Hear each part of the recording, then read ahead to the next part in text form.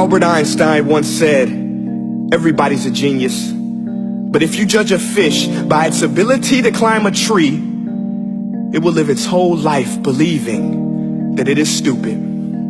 Ladies and gentlemen of the jury, today on trial we have modern day schooling. Glad you could come. Not only does he make fish climb trees, but also makes them climb down and do a 10-mile run. Tell me, school, are you proud of the things you've done? Turning millions of people into robots, do you find that fun? Do you realize how many kids relate to that fish? Swimming upstream in class, never finding their gifts, thinking they are stupid, believing they are useless? Well, the time has come, no more excuses. I call school to the stand and accuse him of killing creativity, individuality, and being intellectually abusive. He's an ancient institution that has outlived his usage. So, Your Honor, this concludes my opening statement, and if I may present the evidence of my case, I will prove it. Proceed. Exhibit A. Here's a modern day phone. Recognize it? Here's a phone from 150 years ago. Big difference, right? Stay with me. Here's a car from today, and here's a car from 150 years ago.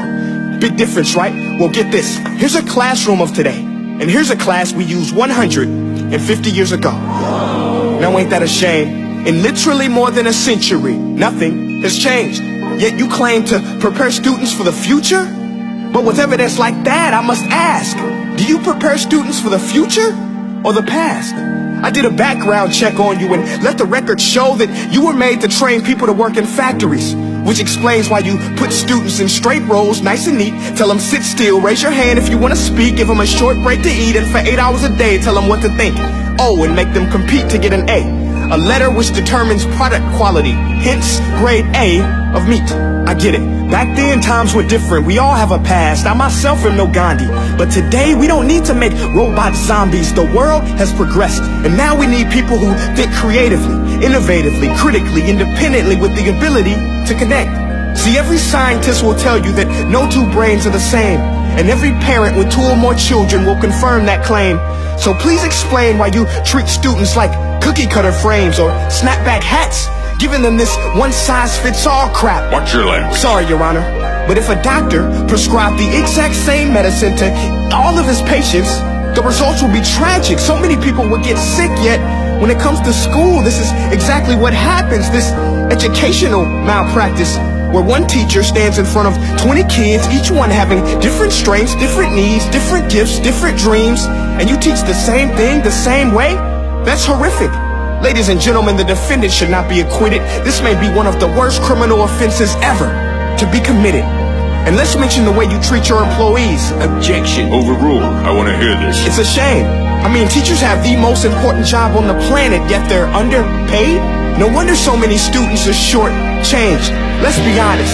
Teachers should earn just as much as doctors, because a doctor can do heart surgery and save the life of a kid. But a great teacher can reach the heart of that kid and allow him to truly live. See, teachers are heroes that often get blamed, but they're not the problem. They work in a system without many options or rights. Curriculums are created by policymakers, most of which have never taught a day in their life. Just obsessed with standardized tests. They think bubbling in a multiple choice question will determine success. That's outlandish. In fact, these tests are too crude to be used and should be abandoned, but don't take my word for it. Take Frederick J. Kelly, the man who invented standardized testing, who said, and I quote, "These tests are too crude to be used and should be abandoned." Ladies and gentlemen of the jury, if we continue down this road, the results will be lethal. I don't have much faith in school, but I do have faith in people. And if we can customize healthcare, cars, and Facebook pages, then it is our duty to do the same for education, to upgrade it, change it, do away with school spirit, because that's useless. Unless we're working to bring the spirit out of each and every student, that should be our task. No more Common Core. Instead, let's reach the core of every heart in every class. Sure, math is important, but no more than art or dance. Let's give every gift an equal chance. I know this sounds like a dream, but countries like Finland are doing impressive things. They have shorter school days. Teachers make a decent wage. Homework is non-existent, and they focus on collaboration instead of competition. But here's the kicker, boys and girls. Their educational system outperforms every other country in the world. Other places like Singapore are succeeding rapidly. Schools like Montessori, programs like Khan Academy. There is no single solution, but let's get moving. Because while students may be 20% of our population, they are 100% of our future. So let's attend to their dreams, and there's no telling what we can achieve.